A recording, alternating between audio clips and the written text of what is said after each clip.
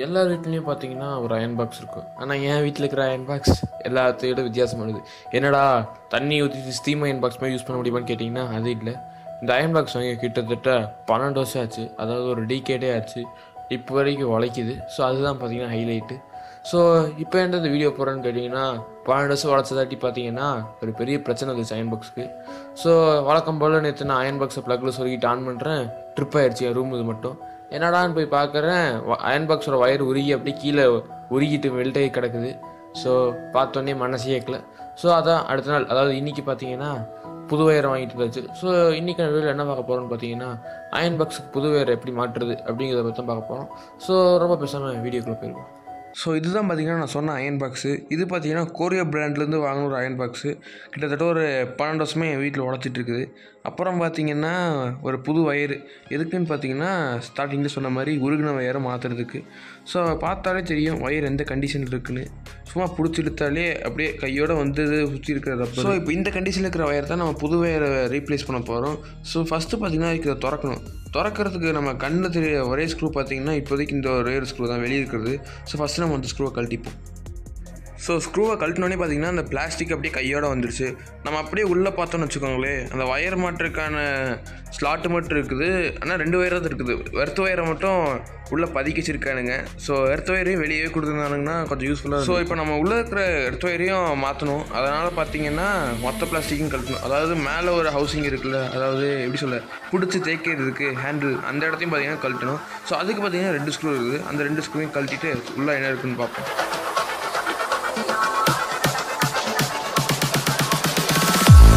மொத்தமாக 2 ஸ்க்ரூ தான் வெளியே இருக்குன்னு பார்த்தா, இந்த அட்ஜஸ்ட் பண்ணுவோம்ல எந்த துணிக்கு எந்த ஹீட்டுன்னு, அந்த இடத்துலையும் பார்த்தீங்கன்னா 2 ஸ்க்ரூ இருக்குது. ஸோ அந்த 2 ஸ்க்ரூவும் கழட்டினா மட்டும்தான் நம்மளால் மொத்தமாக கழட்ட முடியும். ஸோ நம்ம அந்த 2 ஸ்க்ரூவையும் கழட்டிட்டு உள்ளே என்ன இருக்குன்னு பார்ப்போம்.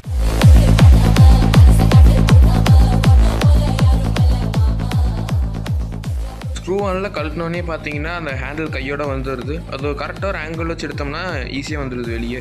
ஸோ இப்போ பார்த்தீங்கன்னா நம்ம மாற்ற வேண்டிய அந்த 3 ஒயர் நம்ம கண்ணுக்கு நல்லாவே தெரியும். ஸோ எர்த்து, லைவு, அப்புறம் நியூட்ரல், இது 3த்தையும் மாற்றணுமா. ஸோ 3 ஒயருமே இருக்குது. ஸோ ஃபஸ்ட்டு நம்ம அந்த உருகின 3 ஒயரையும் கழட்டிட்டு அது என்ன கண்டிஷன் இருக்குதுன்னு பார்ப்போம்.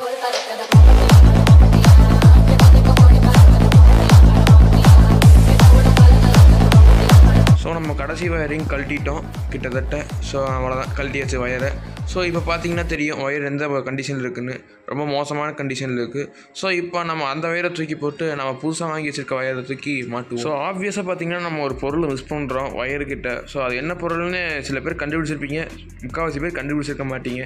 ஸோ அது என்னதுன்னு பார்த்தீங்கன்னா அந்த ஒயர் ப்ரொடெக்டர்னு ஒன்று இருக்கும் இந்த iron பாக்ஸுக்கும்.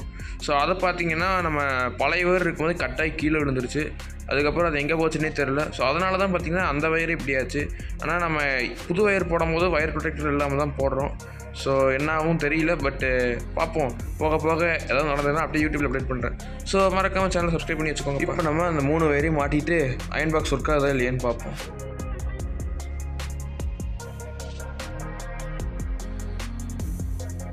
So first time iron பாக்ஸை கழட்டி மாட்டுறதாட்டி ஒரு தப்பு பண்ணிட்டேன். என்னதுன்னு பார்த்தீங்கன்னா ரெட் ஒயருக்கும் பிளாக் ஒயருக்கும் வர வேண்டிய நட்டை நான் க்ரீன் ஒயருக்கும் ரெட் ஒயருக்கும் மாட்டிட்டேன்.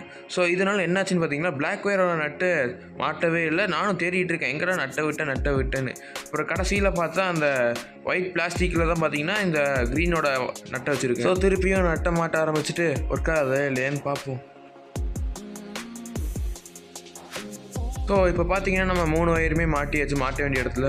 இப்போ என்ன பண்ணுறோன்னு பார்த்தீங்கன்னா அந்த ஹேண்டில் பிளாஸ்டிக் இருக்குல்ல, அதை பார்த்தீங்கன்னா மாட்டுறோம். அதுக்கு முன்னாடி பார்த்தீங்கன்னா அதுக்குள்ளேயே ஒரு எல்இடி பல்ப் வரும் ஆனில் இருக்கா இல்லையாங்கிறதுக்கு.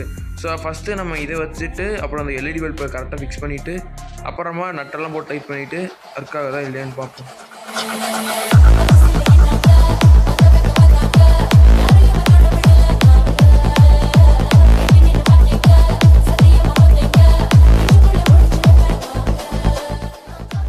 ஹேண்டிலுக்கு ஒரு ஸ்க்ரூவையும் மாட்டியாச்சு. இன்னும் மிச்சம் இருக்கிறது பார்த்திங்கன்னா அந்த பேக் பிளாஸ்டிக் தான்.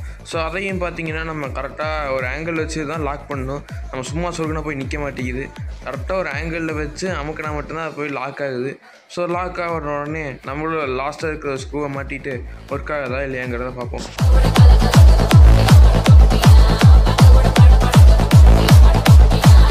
And finally iron box work ஆகுது, செக் பண்ணியாச்சு. இப்போ தான் கொஞ்சம் ஹீட் ஆகி இறங்குச்சு.